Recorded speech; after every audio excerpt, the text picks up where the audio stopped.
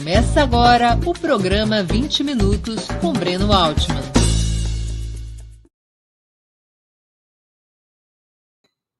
Bom dia. Hoje é 3 de maio de 2022. Está começando mais uma edição do programa 20 Minutos Análise. De repente, a Venezuela sumiu do noticiário. Não sei se vocês repararam. A catástrofe econômica, social e política anunciada com ampla frequência por veículos de comunicação contrários ao chavismo cedeu lugar a um silêncio quase absoluto. O principal motivo talvez seja o fracasso da Operação Juan Guaidó, o autoproclamado presidente reconhecido pelos Estados Unidos e seus aliados, em mais uma tentativa de derrubar na mão grande o governo Nicolás Maduro. O personagem no qual a direita mundial e até alguns setores ditos de esquerda apostou suas fichas, atualmente se encontra desmoralizado, acusado de corrupção por seus próprios pares, sem mandato parlamentar e isolado dentro da própria oposição antichavista. Aos poucos, Guaidó foi sendo abandonado por seus patrocinadores dentro e fora da Venezuela. Mas essa não é a única razão de Caracas estar aparentemente fora do radar dos grandes grupos de comunicação. Além de Maduro ter conseguido se manter no comando do país, com seu partido vencendo tanto as eleições parlamentares nacionais quanto as regionais, dessa vez com plena participação oposicionista, o que era tido como uma hipótese altamente improvável está acontecendo, apesar das duríssimas sanções estabelecidas pela Casa Branca e a União Europeia. A economia venezuelana está se recuperando. Segundo as projeções da CEPAL, Comissão Econômica para a América Latina e o Caribe, organismo vinculado às Nações Unidas, a Venezuela deve ser o país sul-americano com maior taxa de crescimento em 2022. A previsão é que seu produto interno bruto suba 5%. Isso seria a segunda vez consecutiva, o segundo ano consecutivo de crescimento econômico, depois de 7 anos seguidos de recessão, com uma queda geral da economia, medida em dólares, de quase 70% durante esse período. O crescimento do produto interno bruto de 2021, ainda que não tenha sido anunciado oficialmente, se situa entre 4% e 7%. O presidente Maduro falou em 4%, mas algumas instituições banqueiras chegam a falar em 7% de crescimento no ano passado. O Credit Suisse, um dos bancos mais importantes do mundo, prevê para o ano em curso, para 2022, um crescimento espetacular de 20%, em função do aumento tanto da produção de petróleo quanto de seus preços internacionais. Mas essa não é a única boa notícia para os venezuelanos. Há 4 anos de hiperinflação, o que levou a 2 reconversões monetárias, a 2 reformas monetárias, a Venezuela fechou o ano passado com uma carestia abaixo dos 50% anuais. 50%, acima de 50%, é quando se caracteriza hiperinflação. Em março de 2022, como vocês podem ver no gráfico na tela, o índice mensal ficou em 1,4%. Foi o mais baixo desde agosto de 2012 e o 7º mês seguido com a inflação abaixo dos 2 dígitos. Eu peço que suba novamente o gráfico para que as pessoas possam visualizar como vai caindo a inflação a partir do ano passado, em especial a partir de julho a agosto de 2021. Esses números ainda são elevados, mas descendentes. Mais ainda, enquanto a inflação sobe por quase toda a América do Sul, na Venezuela, o ritmo de aumento do custo de vida faz o caminho inverso, ladeira abaixo. Esses são alguns dos fatos que iremos analisar no 20 minutos de hoje, buscando apresentar as engrenagens que estão permitindo a recuperação da economia venezuelana.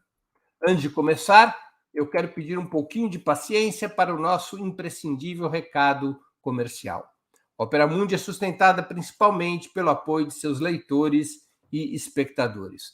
A sua contribuição financeira, portanto, é decisiva para a nossa manutenção e desenvolvimento.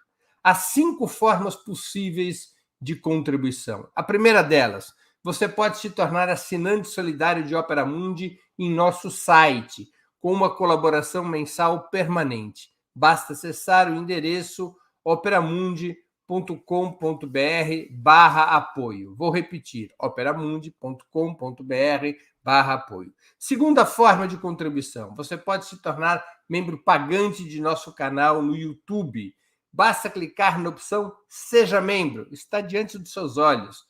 A opção Seja Membro em nosso canal no YouTube e escolher um valor no cardápio de opções que nós oferecemos. Terceira forma de contribuição. Durante a transmissão de nossos vídeos, você poderá contribuir com o Super Chat ou o Super Sticker. Normalmente, apenas as perguntas acompanhadas pelo Super Chat ou feitas por membros pagantes de nosso canal no YouTube são lidas e respondidas durante os programas ao vivo, como o de hoje. Quarta forma de contribuição. Se você estiver assistindo o programa depois da sua transmissão, poderá contribuir com a ferramenta valeu demais, estipulando sempre um valor da sua vontade e possibilidade. Finalmente, quinta forma de contribuição. A qualquer momento, você poderá fazer um Pix para a conta de Opera Mundi, de qualquer valor que julgue adequado. Nossa chave nessa modalidade, nossa chave no Pix é apoie@operamundi.com.br. Vou repetir, apoie@operamundi.com.br. A nossa razão social é Última Instância Editorial Limitada. Além dessas 5 formas de colaboração, lembre-se sempre de dar like, clicar no sininho e compartilhar nossos programas com seus amigos e nos seus grupos. São ações que aumentam nossa audiência e engajamento, ampliando também nossa receita publicitária, tanto no site quanto no YouTube. Vamos ao trabalho, pessoal. A crise venezuelana está fortemente vinculada à queda dos preços mundiais do petróleo, ainda que de forma oscilante, depois do colapso sofrido pelo capitalismo mundial em 2008.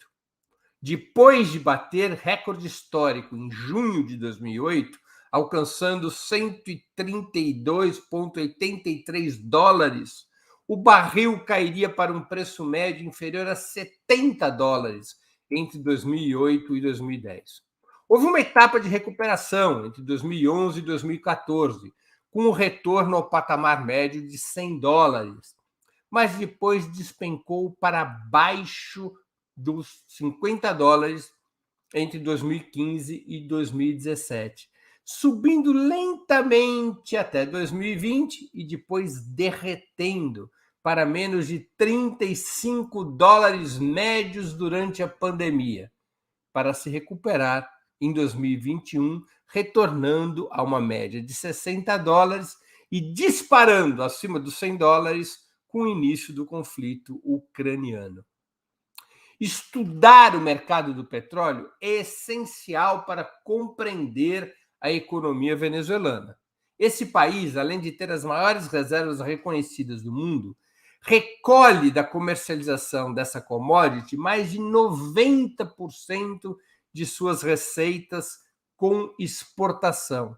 Fundamental esse valor para manter a rigidez, para manter a solidez de uma economia que importa ao redor de 70% de todas as mercadorias e serviços que consome.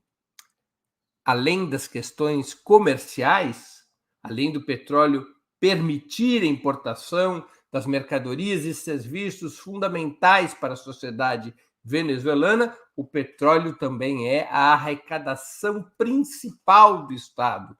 Em um sistema tributário ainda frágil, o Estado arrecada praticamente 65% de toda a arrecadação do Estado tem origem na produção petroleira.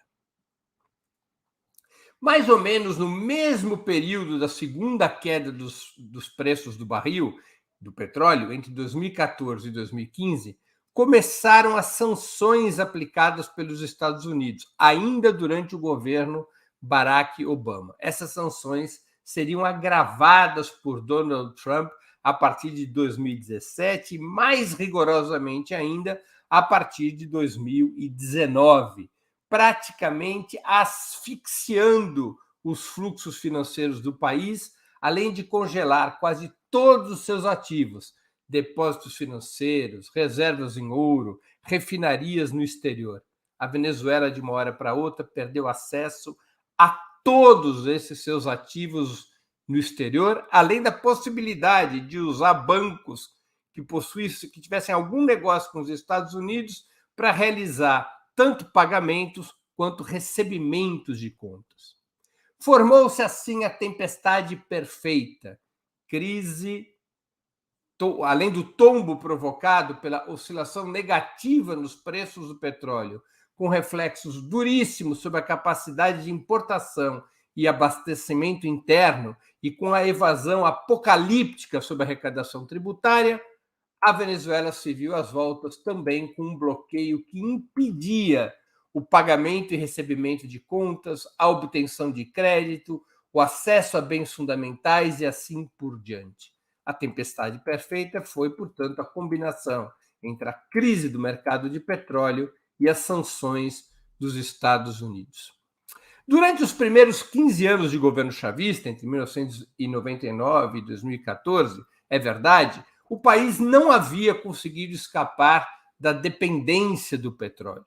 O próprio Hugo Chávez, que governou o país entre 99 e 2013, quando viria a falecer, o próprio Hugo Chávez reconhecia esse problema, esse erro, e lançou na campanha eleitoral de 2012 o chamado Plano Pátria, cujo principal objetivo era a industrialização do país para escapar da dependência do petróleo. Os obstáculos para este objetivo, no entanto, sempre foram imensos. A burguesia interna praticamente tinha abandonado o país logo nos primeiros anos da chamada Revolução Bolivariana, retirando boa parte de seus capitais. Por isso mesmo, o governo se viu obrigado, em 2003, a estabelecer o controle e a centralização do câmbio para impedir a fuga dos capitais. Para que pudesse sair com seus dólares, não bastava à burguesia venezuelana uma ordem bancária. Seria necessária uma autorização do Banco Central. A exigência de uma autorização do Banco Central venezuelano foi o caminho encontrado por Chávez para impedir a fuga de capitais. Os grupos internacionais também sentiam-se inseguros para negociar com a administração nacionalista e reivindicante de uma perspectiva socialista, além de sofrerem crescente pressão em contrário a qualquer investimento na Venezuela por parte dos Estados Unidos. A dinâmica político-eleitoral, outra questão, a dinâmica político-eleitoral, sob permanente tensão golpista, obrigava o governo a destinar quase todo o lucro petroleiro para gigantescos programas sociais, além da modernização militar. Era a maneira de compensar os sofrimentos aos quais o povo era submetido pela guerra econômica, movida desde o exterior, com a cumplicidade dos capitalistas nacionais. Os programas sociais, além de serem um compromisso natural do chavismo, eles foram a ferramenta de compensação desses estragos econômicos e também a ferramenta, é claro, para que a base social do chavismo continuasse a ver naquele processo iniciado em 1999, o caminho da sua emancipação. O governo, portanto, acabou se utilizando de todo o lucro petroleiro, que era muito grande antes de 2008, fundamentalmente nesses programas sociais. A Venezuela foi o país, por exemplo, no mundo inteiro, até o ano de 2012, no século XXI até o ano de 2012, o país que no mundo inteiro mais tinha distribuído renda e riqueza, incomparavelmente acima de qualquer país, incluindo o Brasil de Lula e Dilma, diga-se de passagem. Fragilizada pela dependência petroleira e acossada pela sabotagem econômica, a Venezuela mergulhou, particularmente a partir de 2014, em uma crise brutal. Com a erosão da renda petroleira e as sanções intensificadas, especialmente depois de 2017, como eu já me referi, o país ficou sem divisas para importar, provocando um desabastecimento geral, afetando tanto a população quanto as empresas, que pararam de produzir ou reduziram sua produção. Com a economia em queda, caiu também a arrecadação e dispararam os déficits fiscais do governo. O governo, em uma primeira etapa, emitiu moeda para manter seus programas e a renda interna, mas o resultado foi impulsionar a inflação e deixar a moeda nacional ainda mais frágil frente à manipulação cambial provocada pelos setores econômicos que tinham reservas em divisas, em moeda forte, como o dólar ou o euro, ou acesso a essas divisas. A expansão monetária fragilizava a economia do país a essa manipulação cambial. A situação tornou-se tão dramática, dificuldades de importação, de obtenção de crédito, de comprar os bens industriais necessários à própria renovação da indústria petroleira, tornou-se tão dramática que a própria produção do petróleo caiu para 400 mil barris dia, contra um pico de 3,2 milhões em 2008 e uma média de 2,5 milhões de barris de petróleo diários entre 1999 e 2014. Acordos com China, Rússia, Turquia e Irã permitiram evitar que a perda da renda petroleira e a escassez se tornassem ainda mais agudas, especialmente durante a pandemia, quando os Estados Unidos apertaram ainda mais o garrote das sanções sobre a Venezuela. O colchão social propiciado pelo Estado, através de inúmeras políticas construídas ao longo dos anos, também ofereceu certa proteção às camadas mais pobres.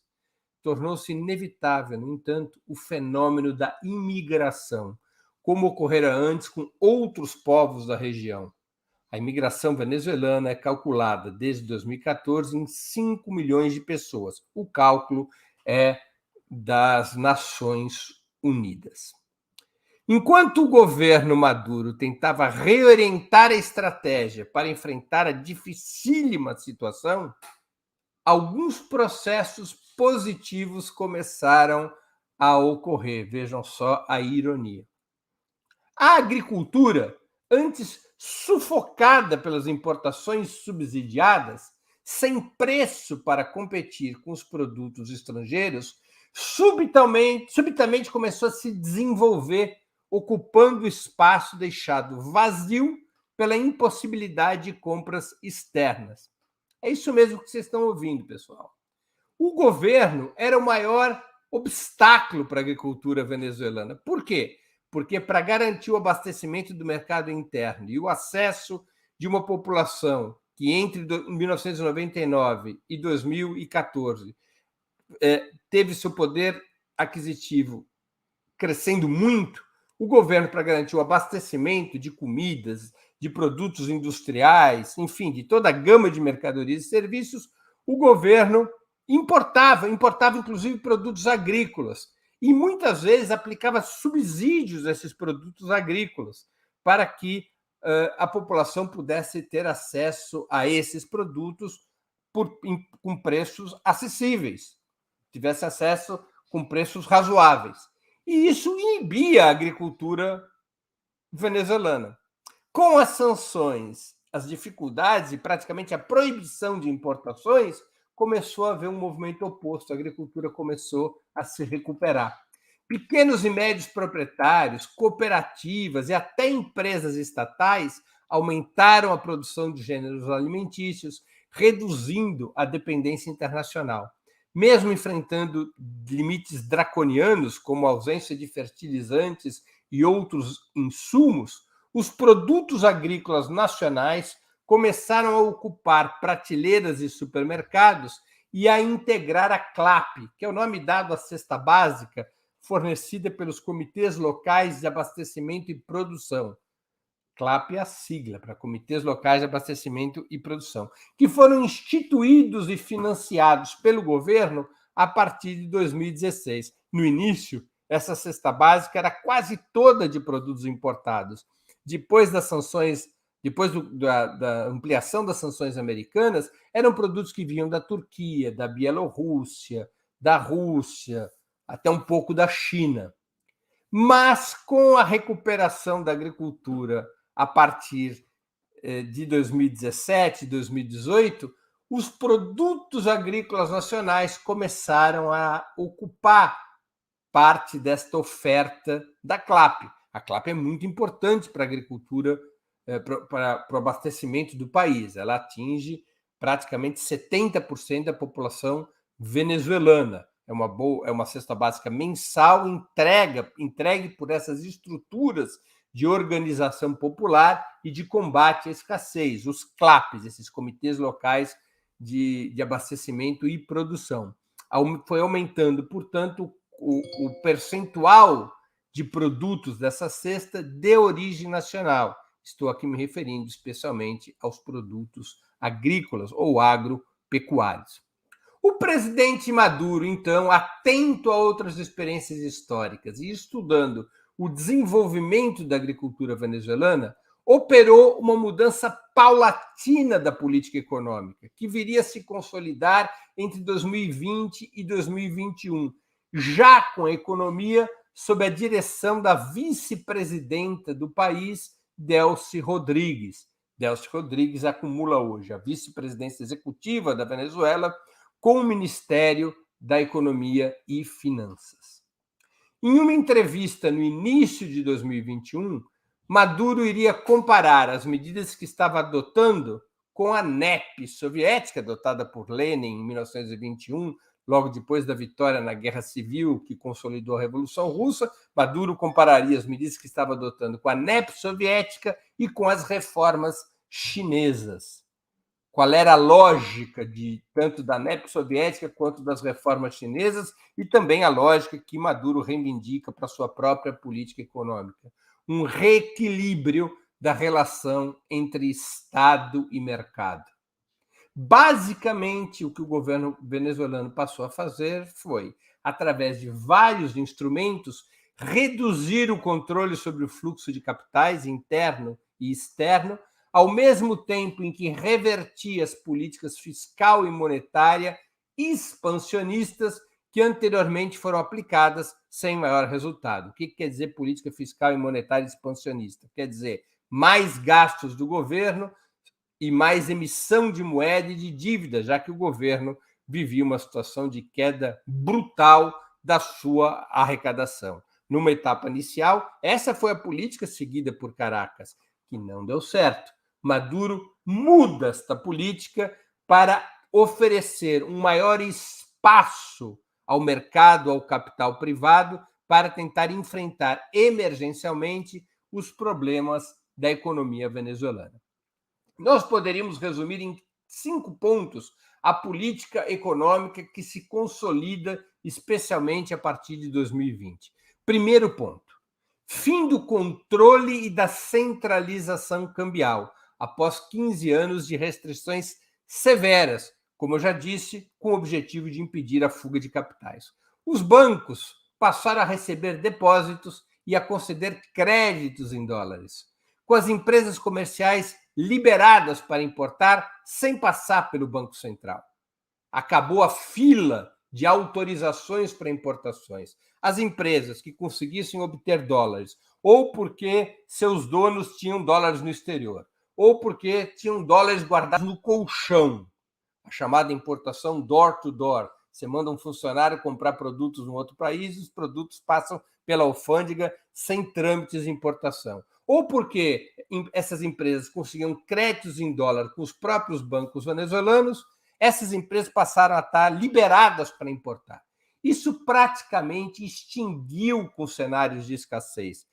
Isso somado ao crescimento da produção agrícola. De alguma maneira, a liberação de importação resolveu o abastecimento para as camadas médias, lojas, supermercados, as bodegonas, como os venezuelanos dizem, restaurantes, e o crescimento da produção agrícola ajudou a baratear e a abastecer a CLAP, ou seja, o acesso dos mais pobres à comida, em especial.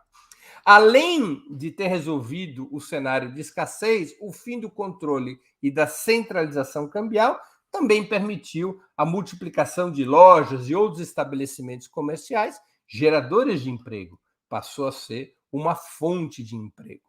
Segunda medida adotada pelo governo Maduro, permitia a adoção do dólar e de outras divisas como meios internos de pagamento, substituindo parcialmente a circulação de bolívares, a moeda nacional venezuelana, e neutralizando o efeito da manipulação cambial sobre a inflação. É isso aí que vocês estão ouvindo.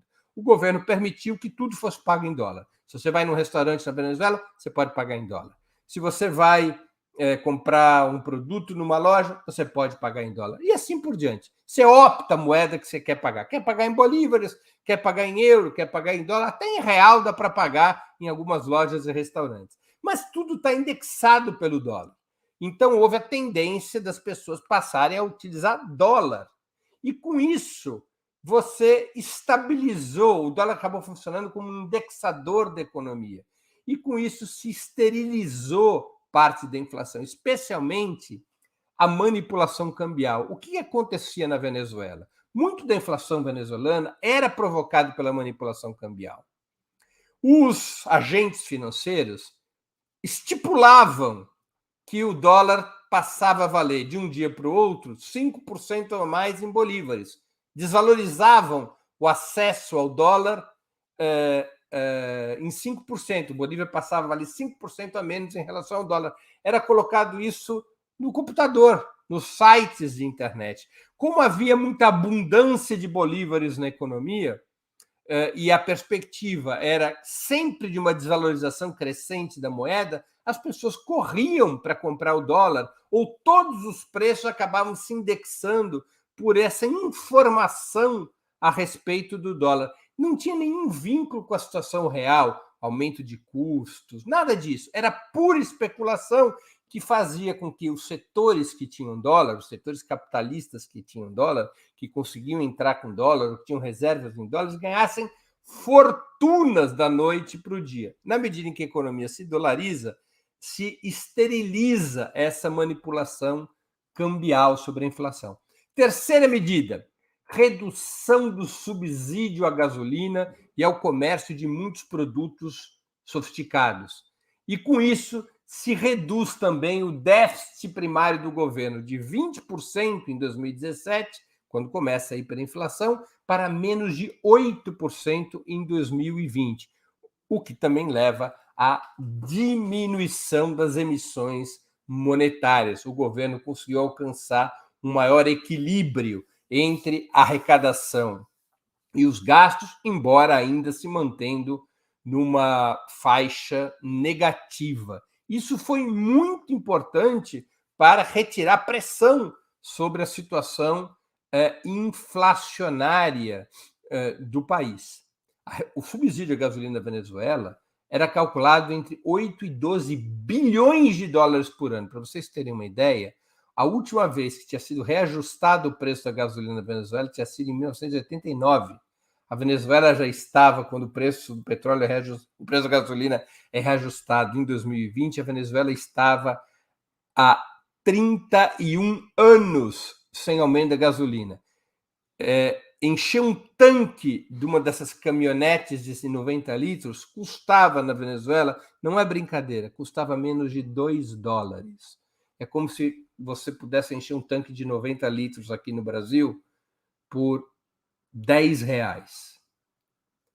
Era tão barata a gasolina que os motoqueiros abasteciam de graça nos postos de gasolina ou faziam contas, penduravam contas nos postos que eles acertavam a cada semestre, quando desse um valor pagável, um valor que a moeda cobrisse. Então, o governo reduziu muito o subsídio à gasolina e ao comércio de outros produtos. E também cortou a dimensão de certos programas sociais, ajudado por uma tragédia. A imigração de 5 milhões de venezuelanos reduziu a pressão sobre os serviços públicos. Então, certos serviços públicos puderam ser provisoriamente reduzidos, com o devido corte de gastos estatais, porque era menos gente para ser atendida.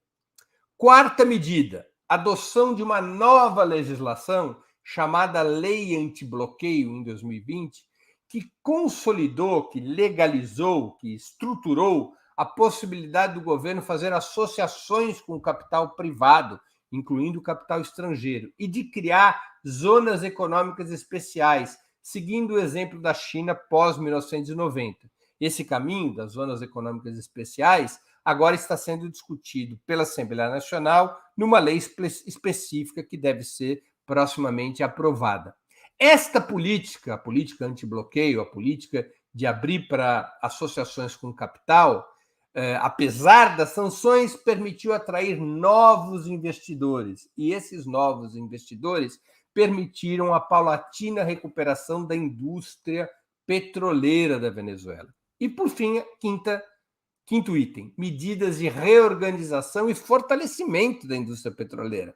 Além de agregar investimentos estrangeiros previstos pela lei antibloqueio e outras medidas do governo, também foram eliminados os subsídios diretos ou indiretos da PDVSA, que é o nome da companhia estatal do petróleo, a Petrobras da Venezuela chama-se PDVSA, foram sendo eliminados subsídios diretos ou indiretos da PDVSA a outros setores da economia e a programas sociais. A PDVSA era quase que um segundo orçamento na Venezuela. Tinha o orçamento do Estado e o orçamento da PDVSA. A PDVSA bancava diretamente programas habitacionais, programas de agricultura. Tudo isso saía do caixa da PDVSA, além do que ela contribuía fiscalmente para o governo. Isso foi retirando da PDVSA, especialmente com a queda do preço do petróleo, foi retirando capacidade de investimento. Essa indústria petroleira estatal foi toda reorganizada e subsídios da PDVSA à economia e aos programas sociais foram cortados.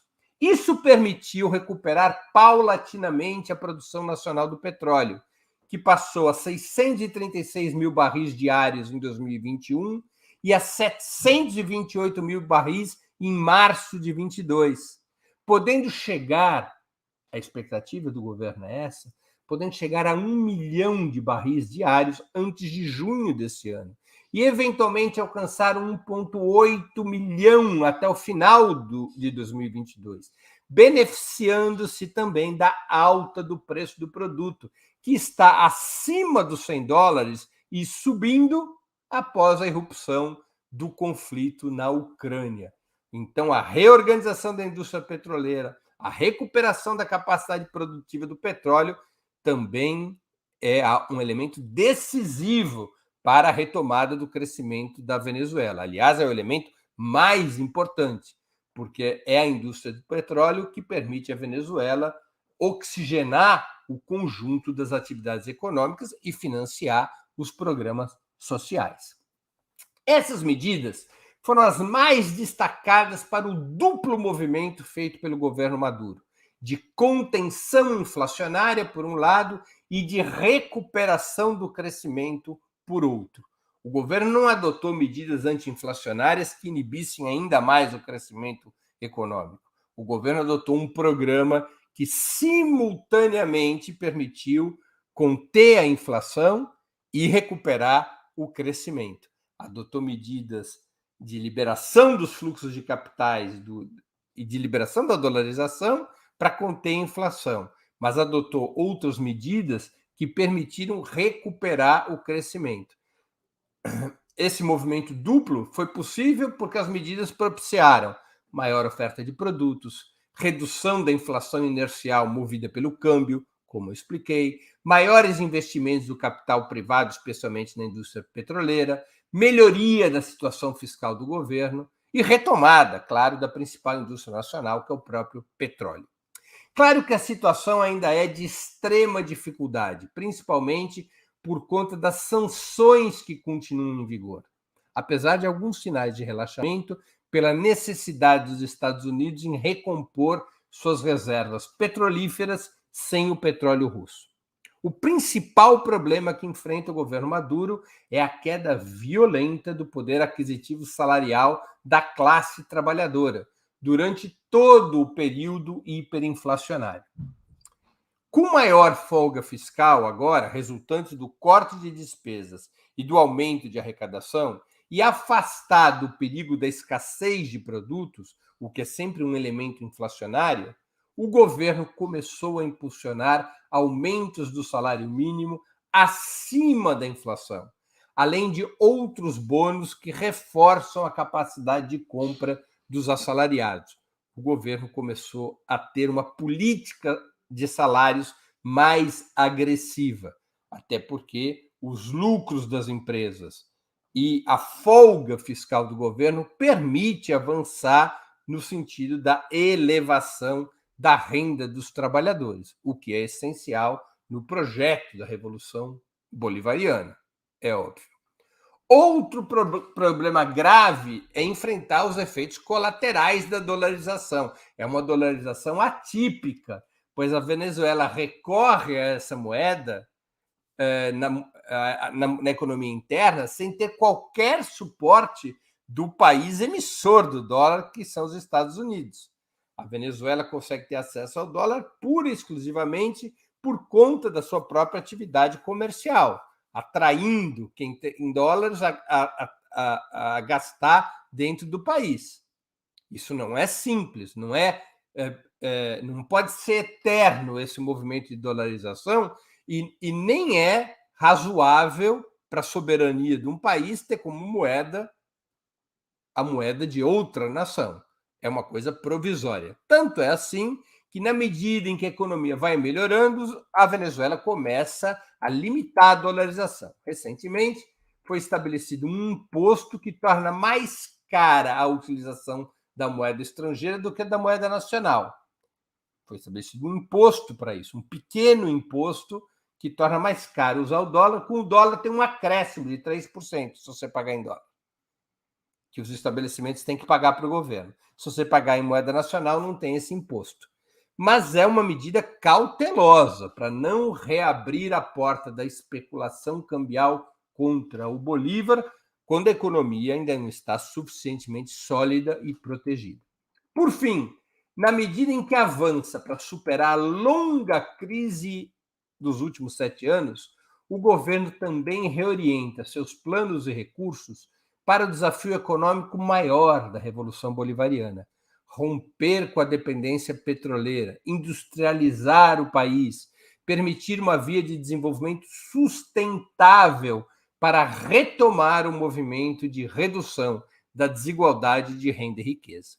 O desafio não é pequeno.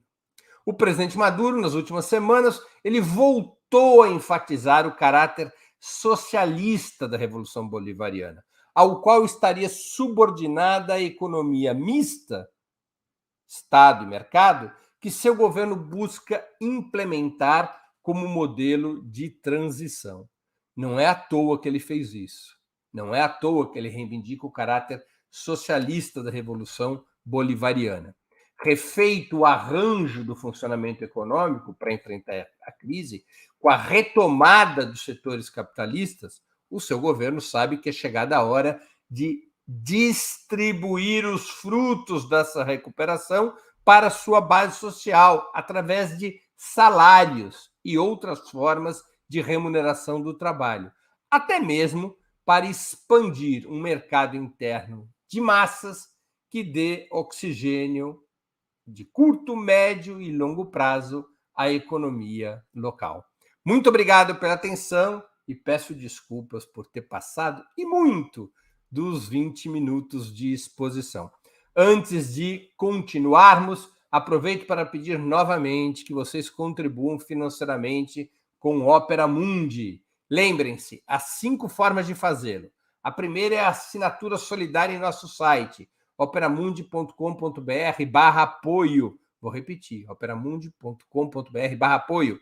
A segunda é se tornando membro pagante de nosso canal no YouTube. Basta clicar em Seja Membro e escolher um valor da sua predileção ou possibilidade. A terceira forma é contribuindo agora mesmo com o Super Chat ou o Super Sticker.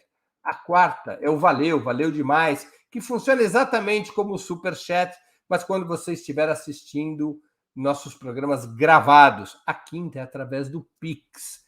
Nossa chave é apoie@operamundi.com.br. Vou repetir, apoie@operamundi.com.br. E nossa razão social é última instância editorial limitada. Está gostando do programa? Gosta do jornalismo do Opera Mundi? Contribua, ajude, para que a gente possa desenvolver um jornalismo cada vez com maior qualidade. Quero também informar que estamos com uma promoção especial para quem fizer uma assinatura solidária anual de Opera Mundi ou uma assinatura mensal com valor mínimo de R$ 48. Os novos assinantes receberão um dos famosos e charmosos bonés do Movimento dos Trabalhadores Sem Terra, o MST. A assinatura solidária, para ter direito a este lindo brinde, pode ser feita no endereço operamundi.com.br/apoio. Vou repetir, operamundi.com.br/apoio. Pessoal, saco vazio não para de pé. A contribuição de vocês é muito importante, por menor que seja. Nós vivemos e avançamos em função desta contribuição. A contribuição é um ato militante em favor da imprensa independente, mesmo que se só possa pagar um pequeno valor, ajude o desenvolvimento do jornalismo praticado por Opera Mundi. E lembre-se sempre de uma coisa, a única forma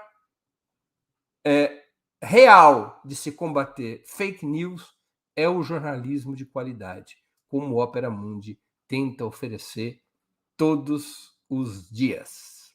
Vamos às perguntas.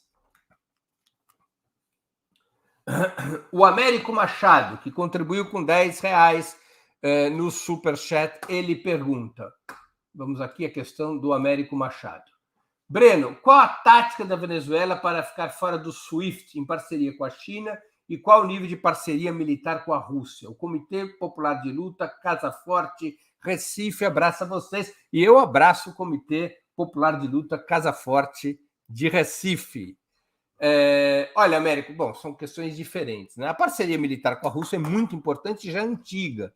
Ela se inicia depois do golpe de 2002 contra o então presidente Chávez. Depois que o presidente Chávez é derrubado e retoma o poder, ele reforma as Forças Armadas venezuelanas e para de se apoiar em suprimentos e armas fornecidas pelos Estados Unidos e pelo Ocidente. Ele começa a ter um acordo comercial militar privilegiado com os russos. As primeiras aquisições estratégicas que o Chávez faz foram do Sukhoi, os aviões militares fornecidos por Moscou. Desde então, ele passa a ser um comprador muito constante dos produtos militares e da tecnologia militar russa. Podemos dizer claramente que a Rússia é hoje o principal provedor, o principal fornecedor de armas de tecnologia militar para a Venezuela. Isso foi decisivo na reforma militar da Venezuela, para que as Forças Armadas da Venezuela não tivessem qualquer dependência em relação aos Estados Unidos, seu inimigo potencial, seu inimigo real, mais do que potencial. Sobre o SWIFT, isso é uma conversa complexa. Primeiro porque eu acho que o desmonte do SWIFT não é algo simples, mesmo para a China e Rússia, especialmente para a China. O SWIFT, pessoal, é um sistema, é um acordo interbancário, não é um acordo governamental, é um acordo interbancário que é o que garante que as pessoas possam pagar e receber contas no mundo inteiro. É o sistema que permite a emissão de uma ordem de pagamento do Brasil para a Argentina, da Argentina para a França, da França para o Brasil, do Brasil para a China, da China para a Rússia e assim por diante. Tá? É um protocolo institucional e tecnológico entre os bancos que permite o fluxo mundial de pagamentos. A China é muito comprometida com o SWIFT, assim como todos os demais países, mas pelo tamanho da economia chinesa, é muito comprometida.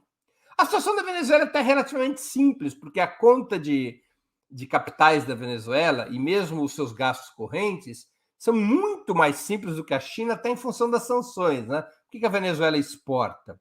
Exporta petróleo. Ela importa um monte de coisa. Aí sim dificulta, está fora do sistema financeiro, como está hoje, por conta das sanções. Agora, até se construir um sistema fora do SWIFT, vai chão. É o projeto da Aliança Sino-Russa, ao qual se integraria a Venezuela e outros países, mesmo países que não têm um alinhamento ideológico com a China, alguns deles podem se integrar a esse sistema porque eventualmente é vantajoso até para escapar da pressão norte-americana, que detém o controle do dólar, mas ainda vai chão até que esse sistema possa vigorar. A Venezuela participa de alguns acordos extramonetários que acabam permitindo fluxo de pagamento fora do SWIFT, por exemplo. A Venezuela participa da ALBA, juntamente com Cuba, com Bolívia e mais alguns países, em que as contas internas desse bloco, ou seja, o pagamento do petróleo venezuelano por Cuba, o pagamento de serviços médicos de Cuba pela Venezuela e assim por diante, não é feita integralmente em divisas, não é feita em moeda, é feita por uma espécie de moeda contábil do bloco, sem que haja necessidade de passar pelo SWIFT, pelo sistema bancário. Mas é algo ainda muito marginal. Né? Eu não consigo ver como uma solução de curto prazo. Por mais que eu busque informações diferentes do que essa, a conclusão que eu tenho, em função do que eu tenho lido e acompanhado, é um assunto que particularmente me interessa, eu acredito que é um longo processo até se criar um sistema financeiro paralelo ao SWIFT. Paralelo e integrado, para que não se esteja excluído do fluxo de financeiro com o Ocidente. O Fabrício Neves contribui com o Superchat. Fabrício, agradeço muito. Breno, quais consequências que esse quadro econômico venezuelano pode ter para a economia latino-americana? Olha, Fabrício, pode ter consequências bem importantes, não é? Porque a Venezuela passou 7 anos com a sua economia caindo.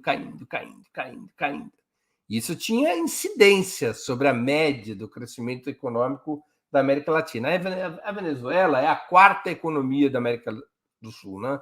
O Brasil é a primeira, a Argentina é a segunda, a Colômbia é a terceira, logo atrás da Argentina, e a Venezuela é a 4ª. A Venezuela ela chegou a ter momentos em que ela esteve à frente da Colômbia e quase encostando na Argentina. Depende muito do preço do petróleo.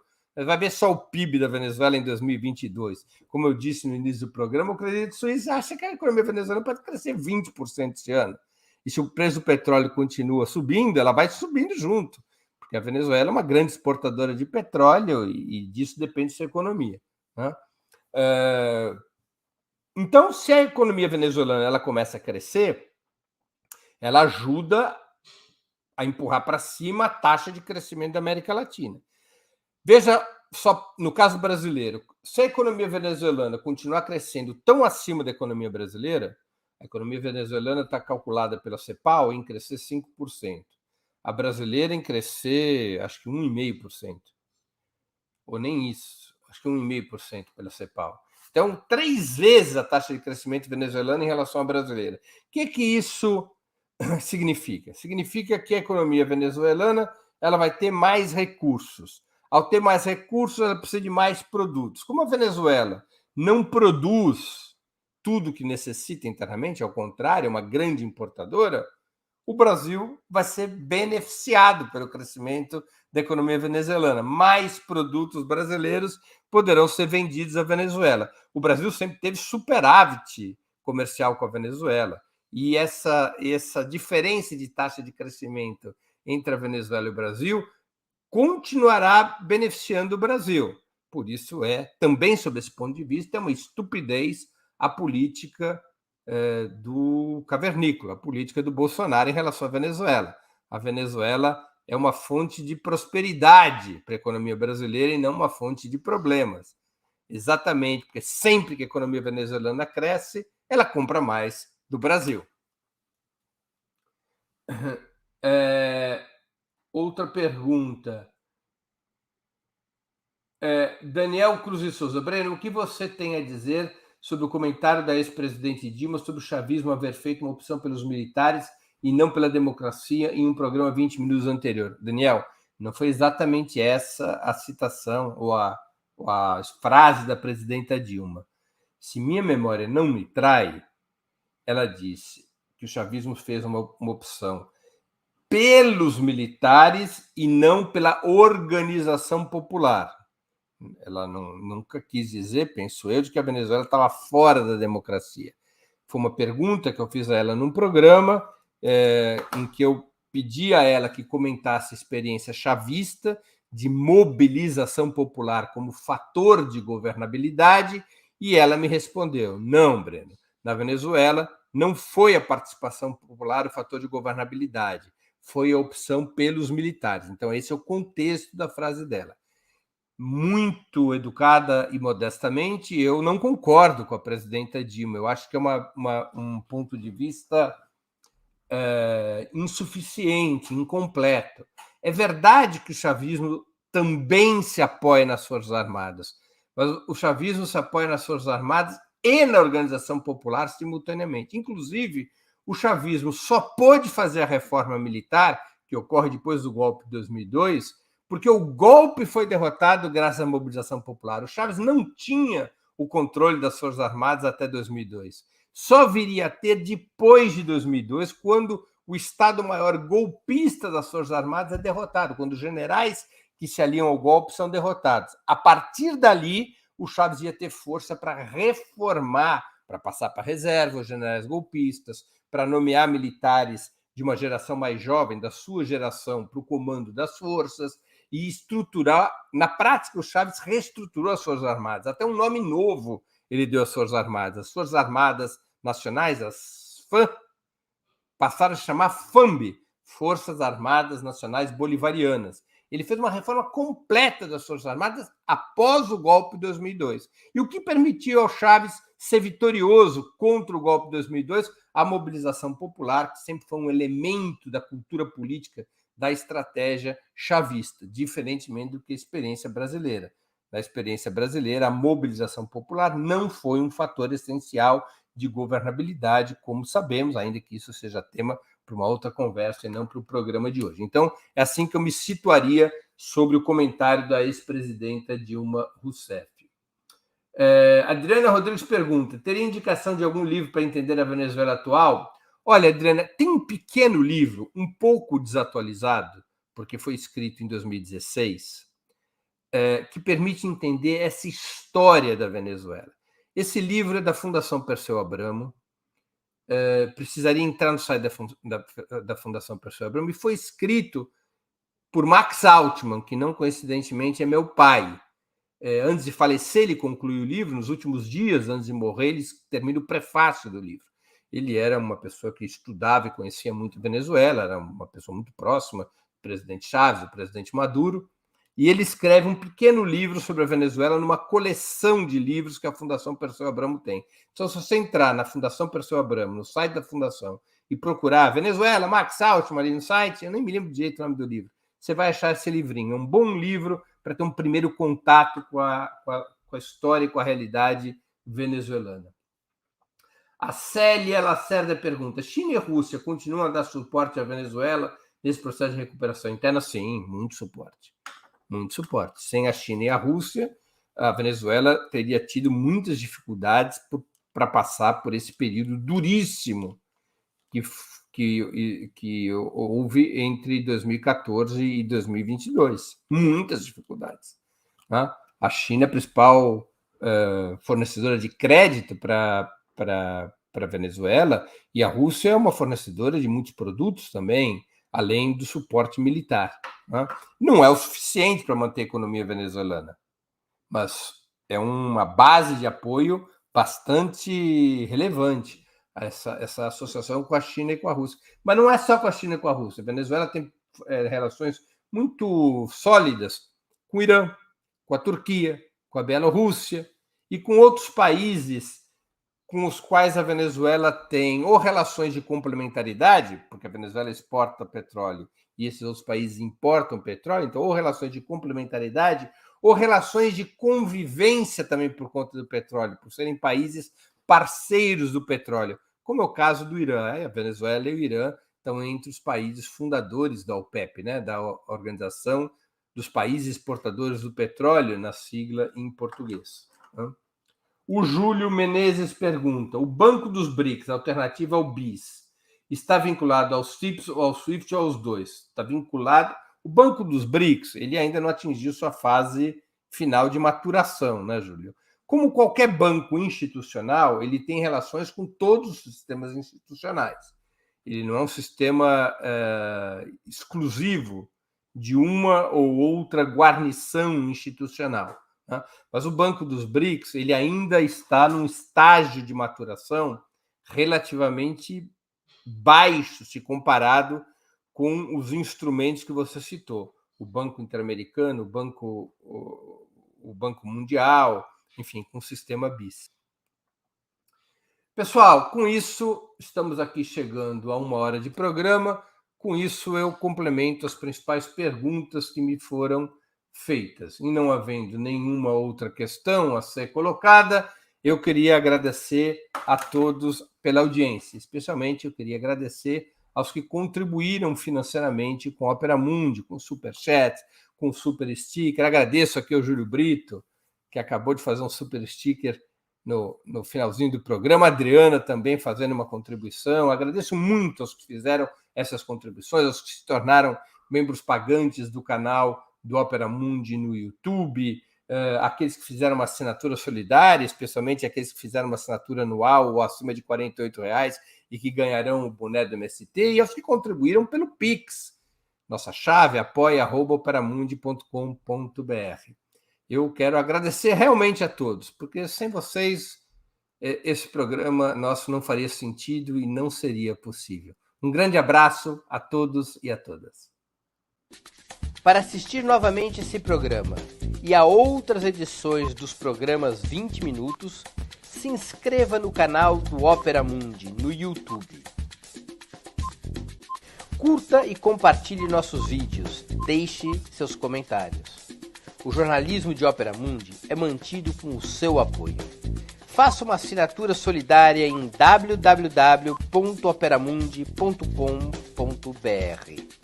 Com um pequeno valor mensal, você nos ajuda no desenvolvimento de um jornalismo independente e de qualidade. Obrigado pela audiência e até a próxima.